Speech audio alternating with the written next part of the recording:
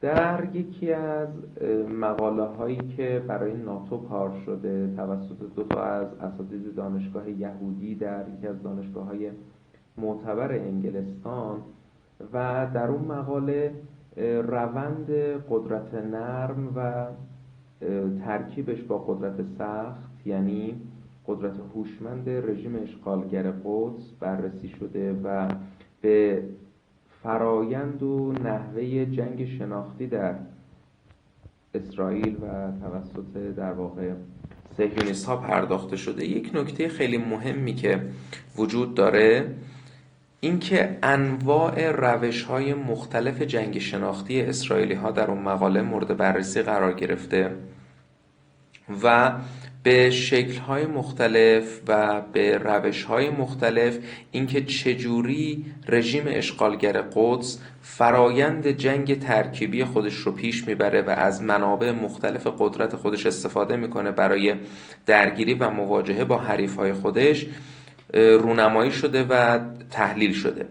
یک نکته خیلی جالبی که در اون مقاله وجود داشت این بود که اشاره کرده بود ما یه زمانی بمباران‌های روزانه داشتیم در مناطق مختلف غزه و این بمباران‌های مختلف روزانه در واقع ساعات مختلف و روزهای مختلف روز موجب میشد، چون نور وجود داشت و در واقع روشنایی بود، نتیجهش این میشدش که خبرنگارها و مردم عادی میتونستن فیلم برداری کنن، عکس برداری کنن و از اون کودکانی که در اون حمله هوایی و حملات هوایی کشته میشدن عکس و فیلم مخابره میشد به رسانه ها و این عملیات در حوزه سخت اثرات منفی داشت برای مشروعیت ما در مجامع بین المللی و در افکار عمومی و در واقع رسانه های جهانی.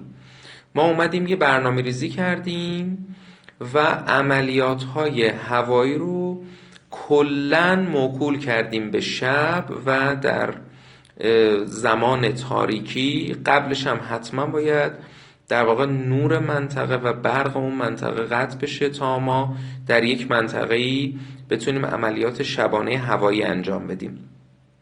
و اونجا اشاره کرده و به این دلیل که این حملات در شب انجام میشه برای اینکه در واقع نوری نباشه و رسانه ها و مردم نتونن از اون بچه هایی که توی اون عملیات های شبانه کشته میشدن عکس و فیلم بگیرن و برای چهره رسانه ما خطر ایجاد کنه.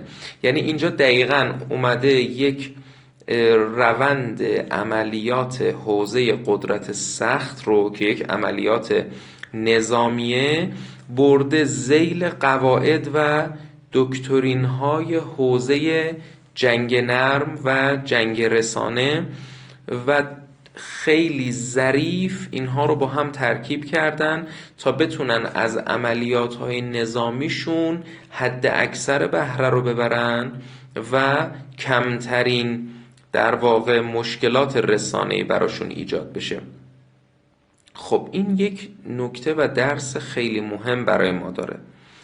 یکی از این نکات اینه که ما با چه دشمنی طرفیم، یعنی در نهایت بیرحمیه، در نهایت ددمنشی و رفتار سباهانه است.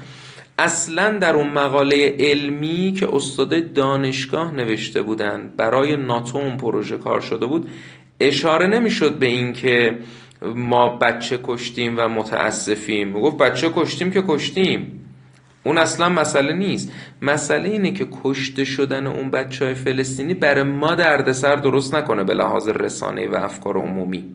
این نکته اول. نکته دوم اینه که چقدر ظریف اینها ترکیب میکنند این منابع مختلف قدرتشون رو، یعنی قدرت سخت، قدرت نرم که باش قدرت هوشمند رو میسازن و انواع مختلف دیگه منابع قدرت و عرصه‌های نبرد رو با هم ترکیب میکنن و جنگ در واقع ترکیبی رو شکل میدن. این نکته دوم. نکته سومی که وجود داره اینه که و مکروا و مکر الله و الله خیر الماکرین. با این همه دقت و مراقبت و کار استراتژیک و راهبردی و در واقع ظرافتی که به خرج میدن، آخرش هم مشکل مشروعیت دارن، مشکل در واقع خودشون رو به جهان قبولوندن دارن، مشکل رسانه‌ای و در افکار عمومی تطهیر شدن رو دارن. یه نکته جالب دیگه‌ای که در اون مقاله وجود داشت این که جایش اظهار ترس میکردن از اینکه چرا مشروعیتشون دچار مشکله.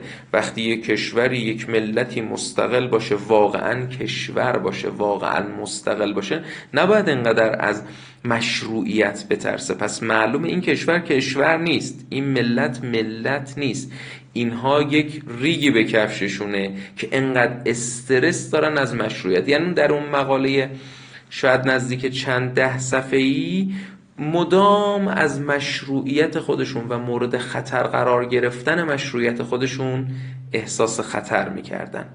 یک نکته دیگه هم وجود داره به عنوان نکته 4. باید عرض کنم که اینکه چطور منابع مختلف قدرت، یعنی ارگانیکی که منابع قدرت ارگانیکی هستن، یعنی سیاسی، اجتماعی، اقتصادی، امنیتی، فرهنگی و غیره، با هم ترکیب میشن و چجوری در این زمینه ها نبرد و جنگ صورت میگیره، انواع مختلف در واقع جنگ شناختی، جنگ ترکیبی، جنگ مرکب شکل میگیره.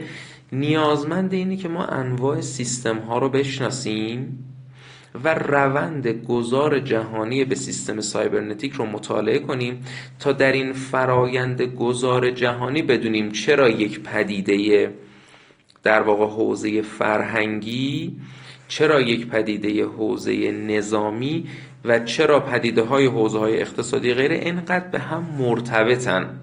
چون همشون دارن میرن داخل سیستم سایبرنتیک، با هم ترکیب و تلفیق میشن، انقدر اهمیت پیدا میکنن.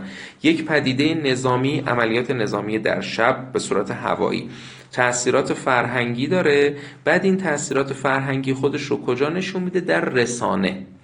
این ترکیب منابع مختلف قدرت ارگانیکی زمانی اهمیتش فهم میشه چون دارن گذار میکنن به سمت سیستم سایبرنتیک و اونجا با هم ترکیب و باز ترکیب و باز تولید میشن. در واقع مدل‌های جدیدی از عرصه‌های حوزه قدرت و مدل‌های جدید و عرصه‌های جدیدی در حوزه جنگ و نبرد رو شکل میدن. با ما در اندیشکده اطمینان همراه باشید.